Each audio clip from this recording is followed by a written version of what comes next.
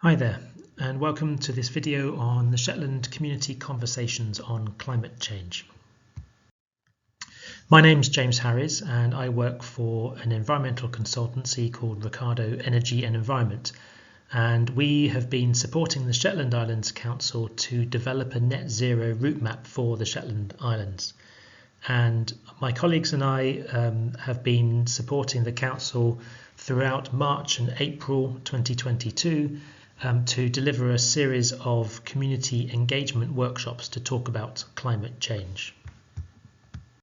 The aims of the workshop were to help participants learn more about the work we're doing to develop a net zero route map for Shetland, and to help us, the project team developing the net zero route map, better understand things like local communities' priorities for the transition to net zero, how local communities can help deliver that transition, what support might be needed to achieve that, and any concerns that communities across the Shetland Islands might have around either the impacts of climate change or the transition to net zero.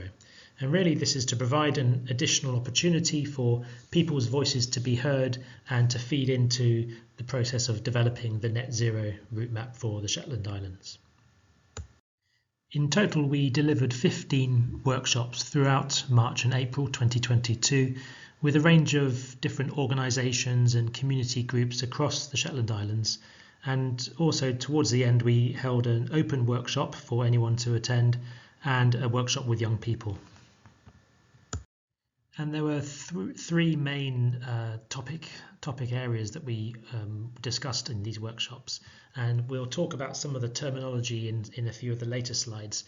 But broadly speaking, firstly, we talked about adaptation. So that was looking at what does climate change mean for your local community? Have you experienced any impacts of climate change, and what can be done to become more resilient to those impacts?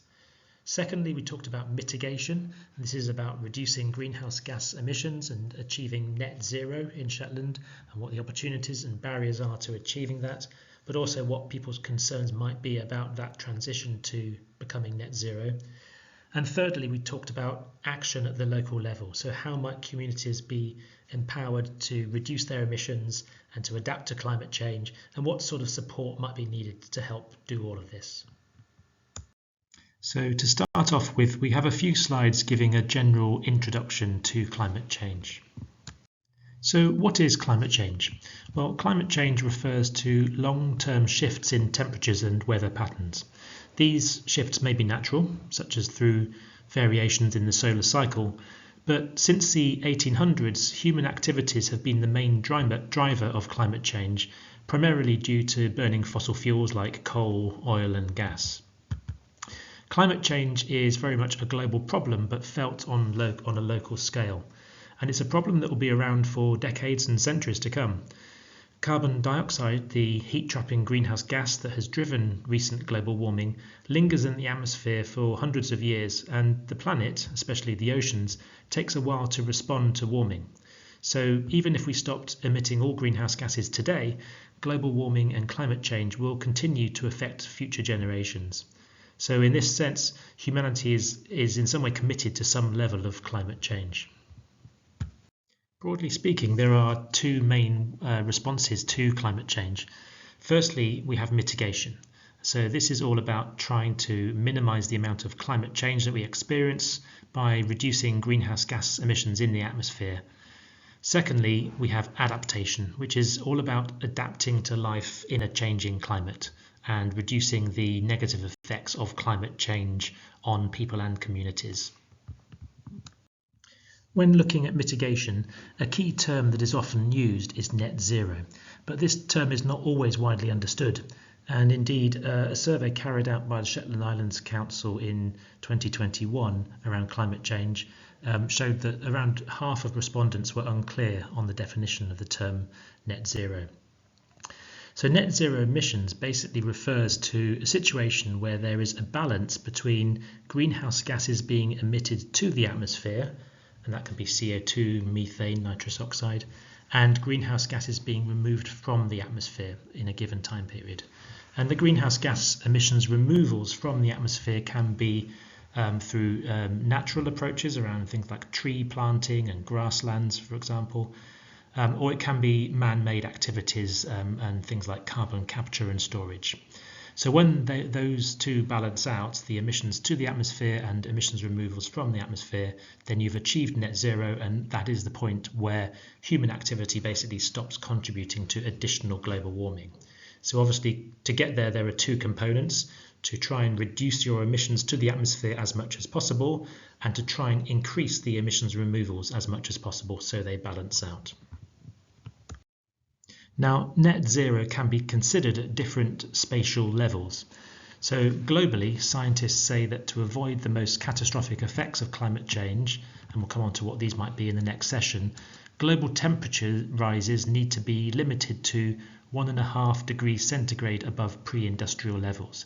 And to achieve this, it's thought that global emissions should be reduced to net zero by the middle of the century, i.e. 2050. We can also consider net zero at a country level. A lot of countries, including the UK, has a net zero target for the emissions within the country. The UK target is net zero by 2050, but then also Scotland's gone further and has a net zero target for 2045. And finally, net zero targets are being set by some individual local authorities, and some local authorities are aiming to achieve net zero before 2045, and you can see some examples on the screen. North Lanarkshire and Glasgow, for example, aiming to achieve net zero by 2030. Others might choose to set the net zero target in line with the Scottish 2045 target, and the aim of the work that we're doing for the Shetland Islands Council on a net zero route map is to work out when the Shetland Islands might reasonably be able to achieve net zero by.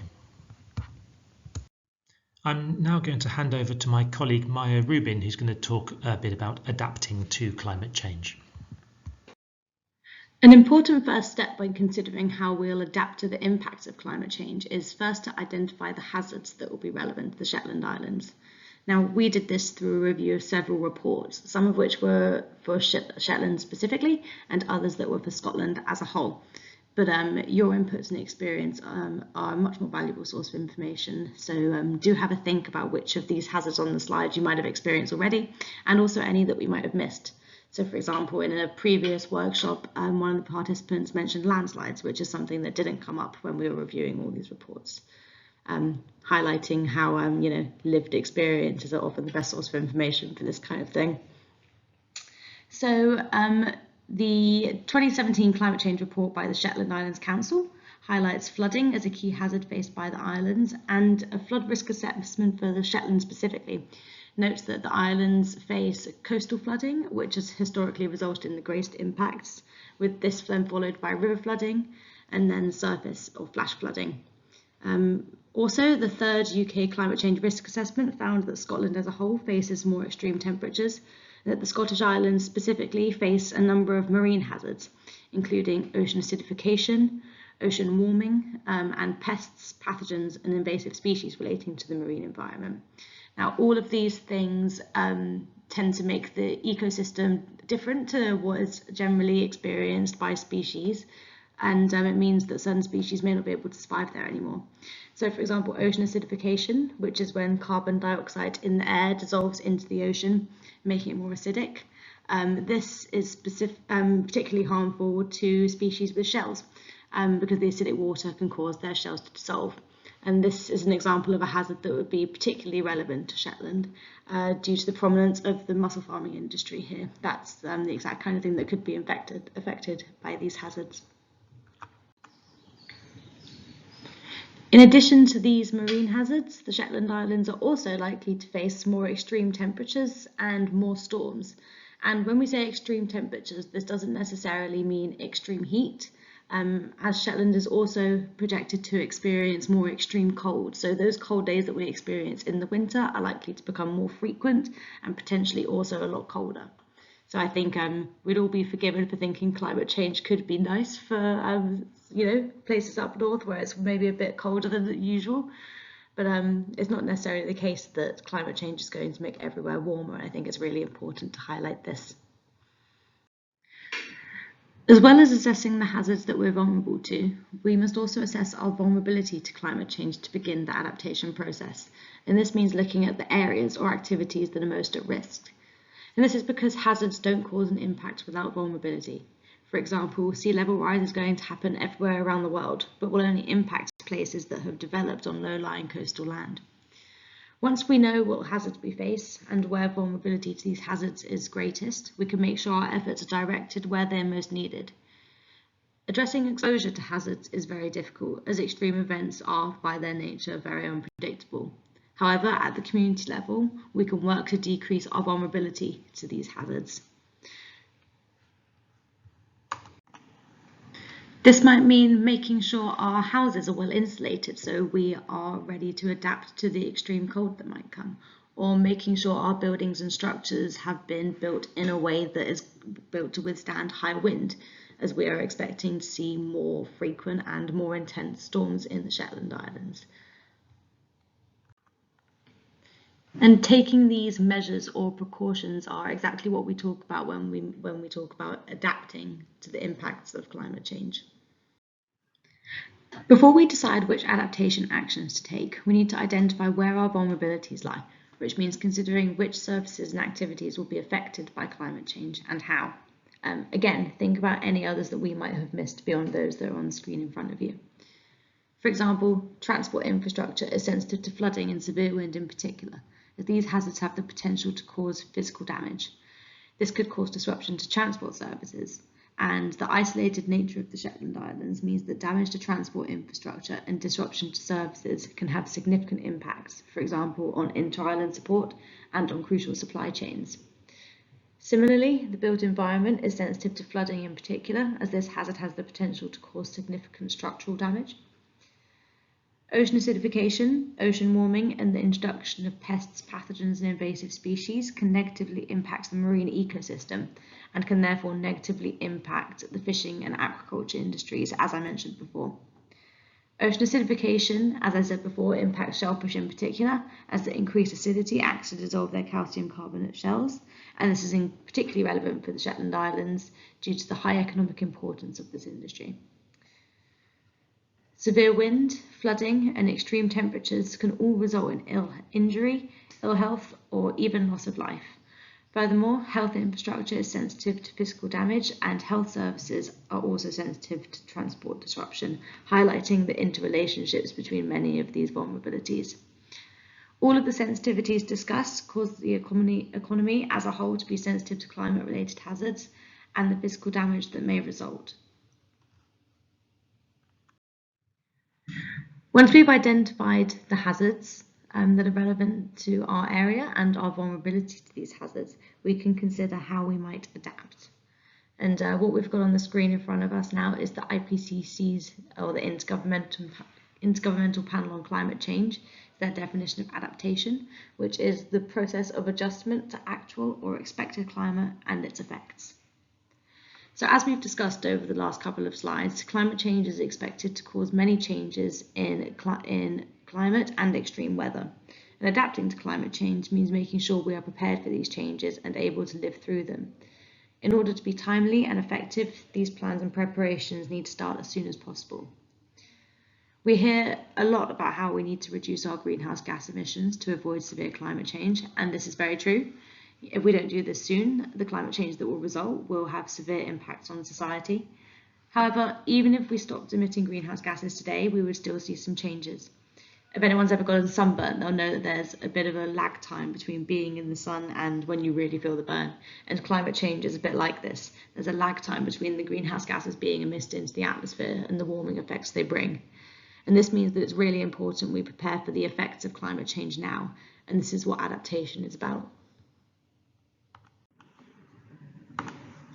This might mean making sure transport infrastructure is stormproof, or making sure our buildings are floodproof and well insulated, or even just working with impacted industries to ensure they are ready for the changes they face. Have a think about who in your community might be most vulnerable to climate change. What adaptive capacities might already exist within your community? What the potential impacts of climate change are that you're most concerned about and why, and which you might have already experienced. Thanks, Maya. We're now going to look in a bit more detail at the issue of becoming low carbon and the transition to net zero. It's firstly helpful to think about where greenhouse gas emissions come from across the Shetland Islands. And the slide here shows some examples of typical sources of greenhouse gas emissions. So firstly, we have the energy that is used in our buildings, and often this is based on fossil fuels, and that could mean electricity used in buildings that has been generated by combustion of fossil fuels at power stations, or it might mean the combustion of gas or solid fuels in buildings for heating. Then we have transport, and that can mean driving petrol and diesel cars and other vehicles, which will lead to greenhouse gas emissions across Shetland, but also inter-island transport, ferries and planes, for example. Then we have the waste sector and methane emissions that come from the decomposition of waste in landfill. And then lastly, we have how the land is used, so agriculture and land use. So for example, in terms of agriculture, sheep and cows release methane during digestion, and methane is a more potent greenhouse gas than carbon dioxide. But also just the way that the land is used and agricultural practices can release carbon that has been stored in soil or in plants.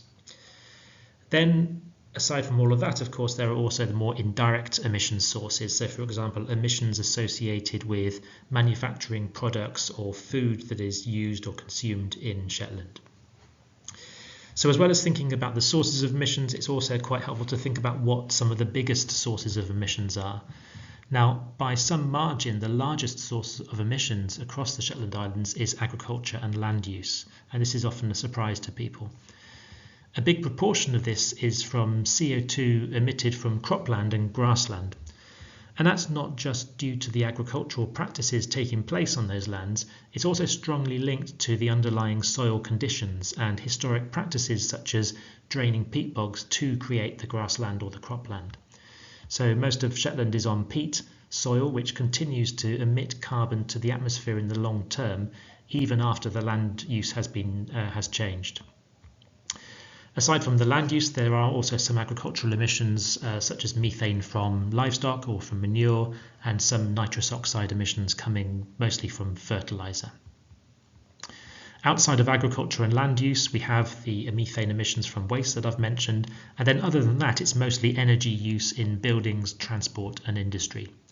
Now, unlike many local authorities, the energy-related CO2 emissions are dominated in Shetland by the non-domestic sector.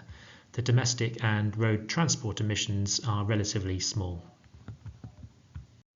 And this slide just shows this in graph format. And what you can see on here is by far and away the biggest source of emissions being LUCF, which is land use change in forestry. So we've looked at where the greenhouse gas emissions currently come from.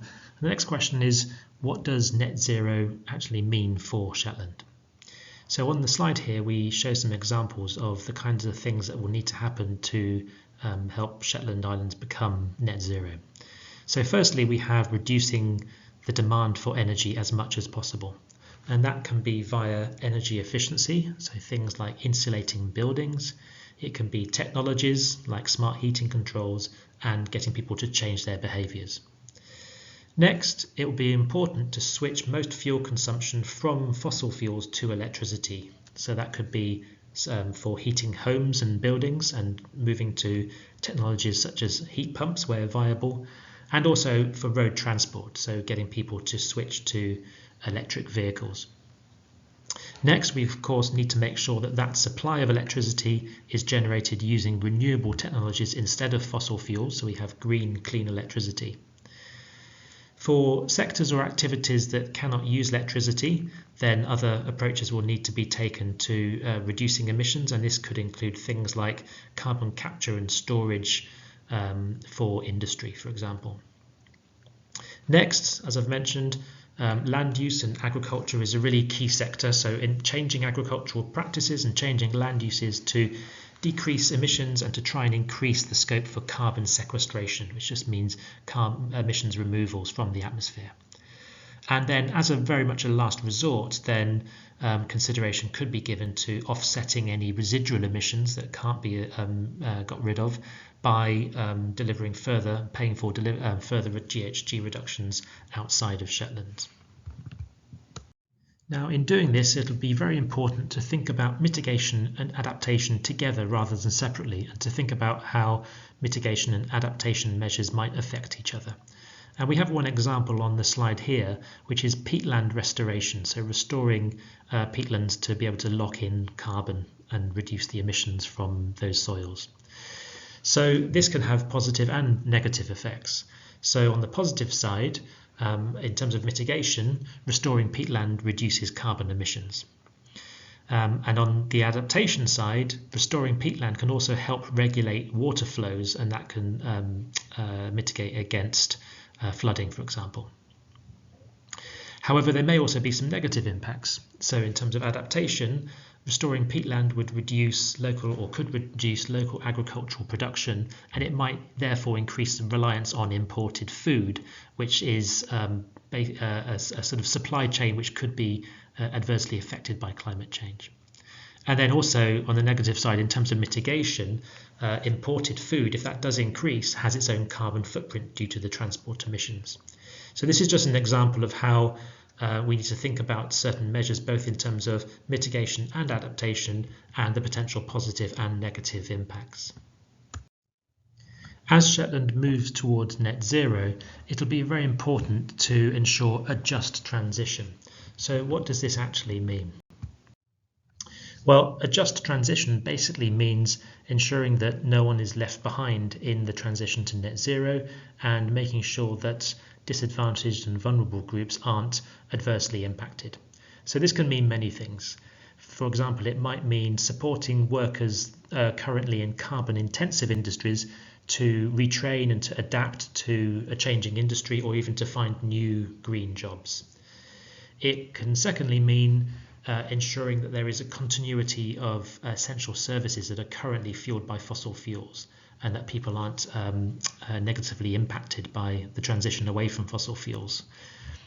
And then thirdly, it's about making sure that the costs of climate action do not fall disproportionately on vulnerable groups and therefore increase inequality. An example of a key issue in the just transition is fuel poverty and how we address that. So what is fuel poverty? Well, there's a technical definition of fuel poverty, which is that it's where households spend 10% or more of their income on energy costs after all other necessary household bills have been deducted. But fuel poverty is more than just a definition, of course. It has real and tangible impacts on people. And on the slide are some examples of quotes from people living in fuel poverty, from some news articles, and also from a piece of research by Ipsos Mori into the lived experience of fuel poverty in Scotland. So 31% of homes in Shetland are in fuel poverty, and that's higher than the national average. So why is that?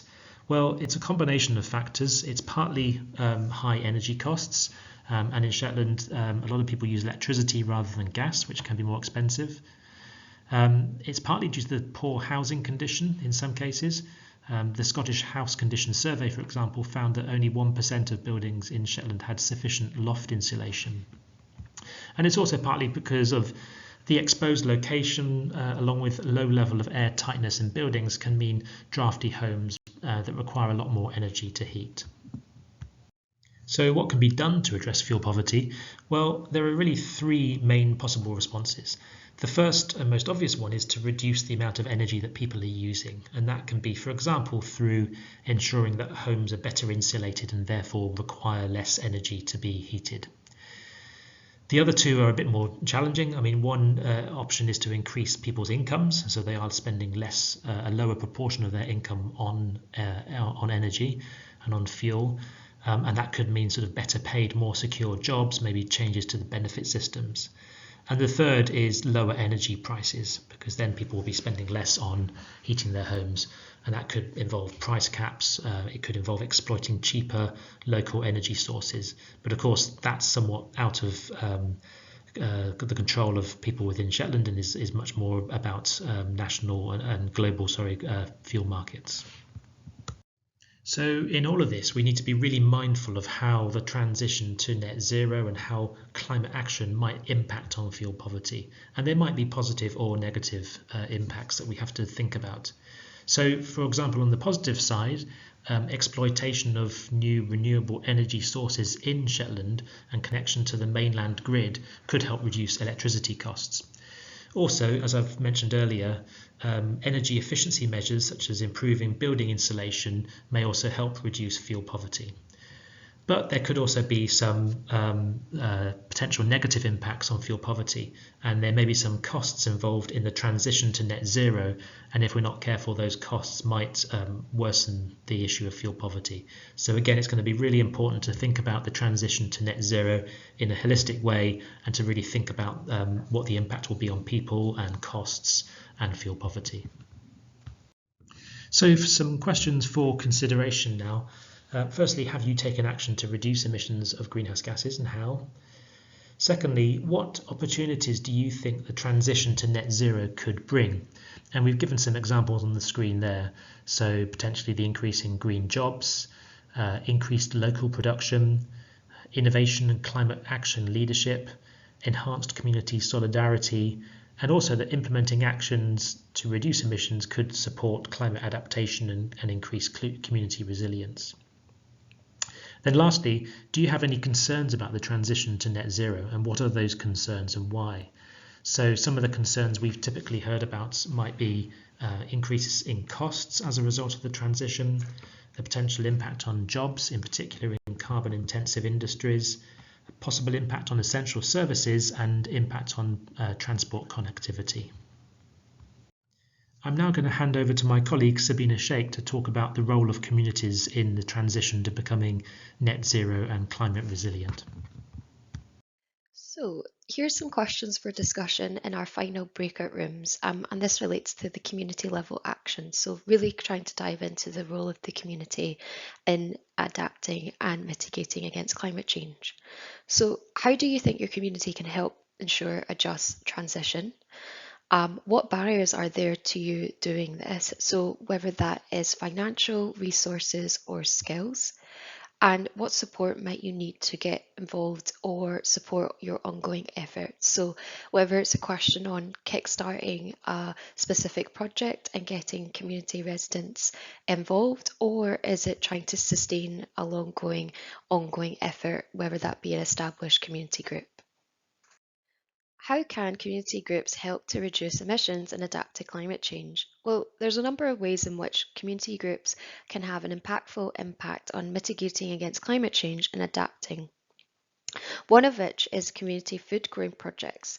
So where they can improve the soil health, which makes it a better store for carbon, so improving its ability to be a carbon sink, and also reducing food miles. So where islands are typically can be relying on food imports, being self-sufficient and growing your own food on islands can help to reduce this dependency. This also leads into adaptation and can decrease this reliance, like mentioned, on food imports. And islands can be particularly vulnerable to this disruption by extreme weather events. So by being self-sufficient, it helps communities lower the vulnerability. Secondly, recycling. So recycling reduces the amount of waste sent to landfill. And when waste is sent to landfill, it decomposes and produces large amounts of emissions. So for community groups that are able to lead by example and increase the recycling rates, this can really help reduce emissions. Another example is home improvements, so such as insulation and double glazing, can reduce the amount of energy you use at home. So you could even install solar panels on your roof to supply your home with renewable energy. So this helps to really look and reduce the energy consumption within homes by optimizing the thermal efficiency and also the airtightness of the building. In terms of adaptation, home improvement projects also can help to improve the condition of the home, so really helping to climate proof it from extreme cold, wind, such as draft, which is quite typical in the Shetland Islands as it experiences lots of wind and severe winds. How can communities benefit from such action? So, depending on the specific project, there are multiple ways in which communities can gain benefit from being part of a community group. For example, through a home improvement project, communities can enjoy a more comfortable home, i.e., a home which is energy efficient, heated, and less drafty. Communities can also adopt active lifestyles through community-wide encouragement to adopt more active modes of transport, for example, cycling. Thirdly, through community growing projects, communities can benefit from local produce. And lastly, by joining a community group to take action on a common goal or concern can create high levels of a community spirit among residents. So how can we empower communities to take action on climate change? Communities come in all shapes and sizes, from individuals, informal neighbourhood groups, and to networks of mature community trusts. Capacity for action and support will depend on where you are in that range.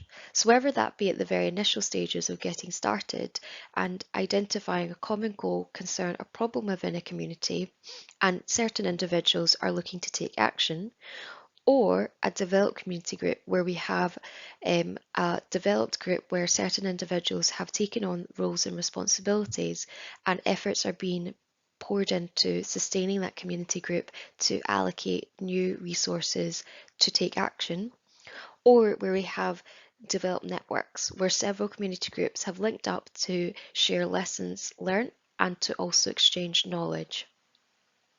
It's important to note that effective and transparent engagement and consultation is key throughout the whole community groups. As mentioned in the previous slide, community groups can be at different stages depending on their level of maturity. For example, you could be at the very beginning stages of setting up a community group to a developed network. In terms of setting up a community group, so the very first stage, it's important to support communities to organise themselves to define their own priorities and common goals and concerns. It's also important to identify the required resources and financial support in order for the community group to get kick-started and to be a success. One of which is strength-based community organising. This means focusing not on the deficit or problem in the community, but rather the strengths, assets, and successes. This can be done through a facilitated process, drawing out communities' vision, their needs, strengths, and then action planning. There are many resources online which can help at this stage, such as the Shetland Island Community website and other cooperation organisations, such as the Scottish Enterprise. Another aspect to consider at the getting started phase is neighbourhood parliaments. So neighbourhood organisations develop and deliver effective action on all topics of concern, from poverty to climate action, using consent-based decision making. It is vital that communities define their own priorities, including but not limited to climate action, and then to seek out support to build on their strengths and assets to achieve this. It's also important in this early stage to help communities leverage and pool resources, so this can make an impact on the climate in the sharing economy.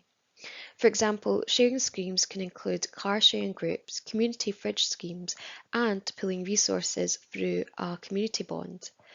So on screen here, there's an example under the community bond, and in this example, it allows the community to make micro investments in projects like the Linlithgow solar PV project. Communities are able to secure a financial return and invest in the community. This is supported by the community finance by Scottish Community Finance and Community Shares Scotland, and it allows the community to buy shares in enterprises which they then govern. Another example is the car sharing groups. This can reduce the number of cars on the road, such as those powered by LiftShare and TripShare all over Scotland. So now moving to more developed organisations, and a commonly cited problem is how to sustain community efforts over the long term. So this involves nurturing small community groups and encouraging the motivation and drive behind these groups. So one example where this can be mitigated is through taking ownership of assets with or without governmental support. So a great example of this is the CARES programme, which is via governmental support and grants, and encourages and supports community groups to take ownership over renewable energy systems, for example, the Electricity Trust wind turbine in Fulla. Another example is in North Row, where community groups have taken ownership over managed gardens on council land. This land is now being used to produce sustainable food. So now moving into more larger community groups and how to nurture and sustain efforts within the community. On screen here, there are a couple of examples of live community groups that have demonstrated this nurturing at a larger scale. So for example, in the Shetland, we have the Feltler Developments, which is a community established company which has used specific funding, i.e. the leader funding, to purchase an electric minibus with disabled access. Another example that uses funding via governmental support is the Highland and Islands Enterprise Funding, which is enabled to decarbonise 2 community-owned properties in the Belfar village in Orkney. And then lastly, we have an example that is the Greener Kilcaddy community-led charity, which works locally to combat climate change through a variety of means such as fuel poverty, food insecurity, developing community fridges, and providing energy advice. So now moving on to our last slide, which is how to nurture community networks. So this is at a much larger scale where we have more developed, matured community groups coming together to form a network. And this can be adopted and facilitated through key institutions that supply support along the support chains and networks of community organisations.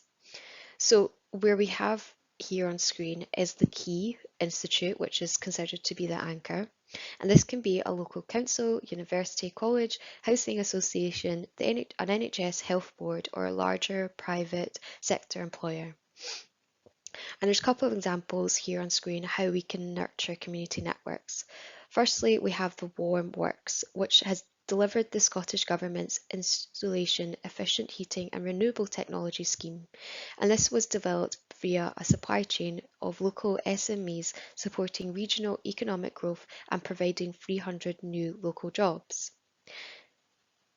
Our next example is via the Argyll and Bute Council, the Food for Life scheme, which was built local networks and local supply chains for healthy and sustainable food for school meals.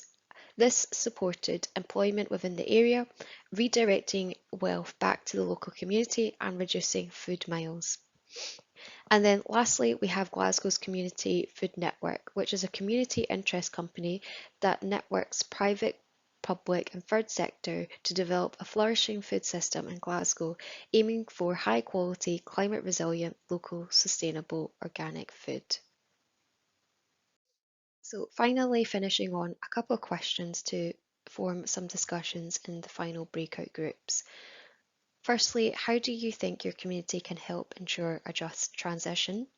What barriers are there to you doing this? So whether that's a lack of information, insufficient resources or access to funding. And then lastly, what support might you need to get involved or support your ongoing efforts? So as mentioned in the previous slides, we talked on nurturing community groups and sustaining efforts. Thank you for listening and your attention. The Ricardo team hope this has been an informative slide deck and has provided you with relevant information on mitigating and adapting to climate change in the Shetland Island context. If you have any questions about Shetland Island Council's work on climate change, please contact Claire Ferguson at shetland.gov.uk. And for any specific questions relating to the net zero study for Shetland, please contact our Ricardo colleague Harper Robertson at ricardo.com. Thank you.